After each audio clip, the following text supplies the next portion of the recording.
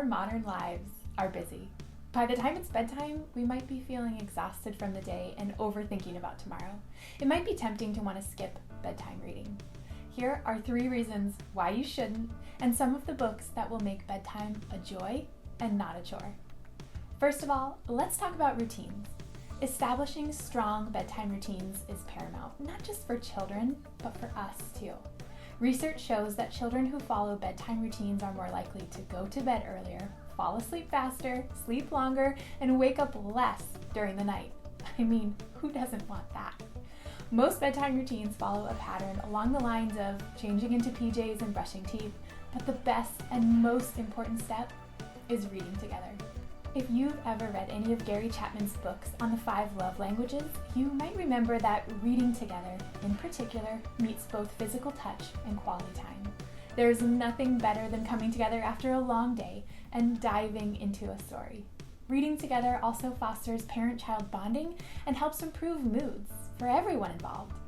Picture books like The Biggest Story, Night Night on the Farm, Peek Inside Cinderella, Nibbles, The Smile, and all of our flashlight books give your family the gift of both love languages. As my kids have gotten older, we've moved toward reading more chapter books together. Not that we don't enjoy picture books still, because we totally do, but we've read several series and have loved that time together.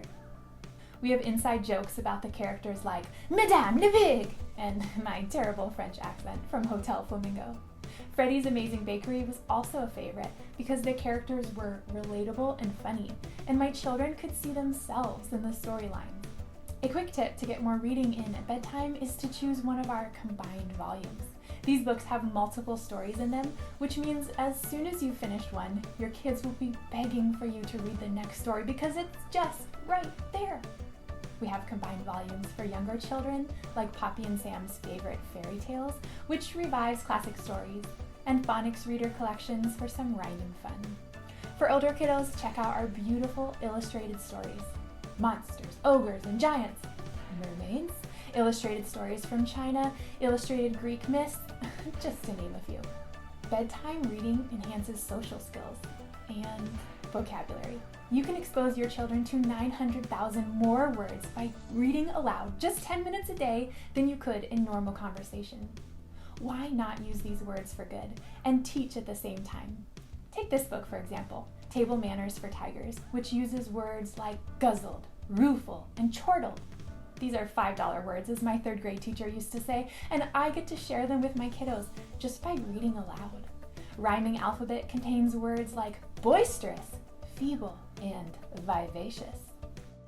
Another favorite is The Case of the Missing Mammoth, which uses phrases like laughter wafted out on the breeze and mammoth, mischief, and mayhem.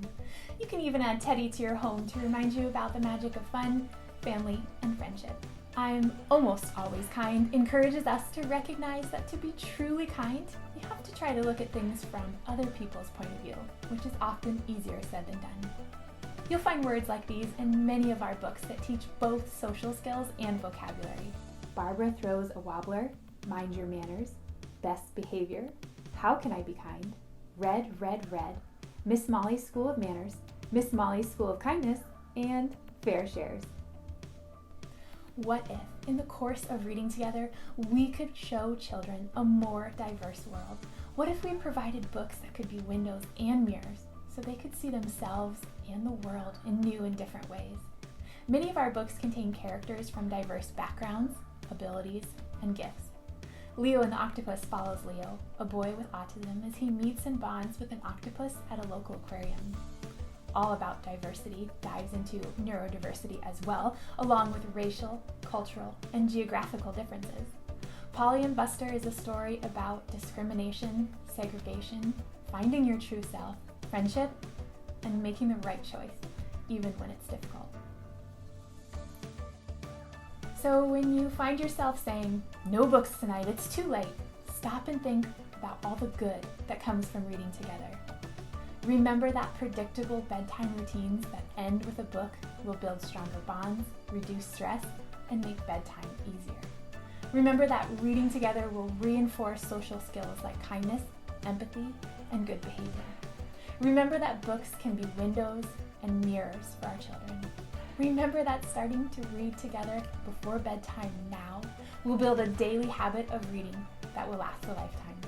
All that in just 10 minutes a day.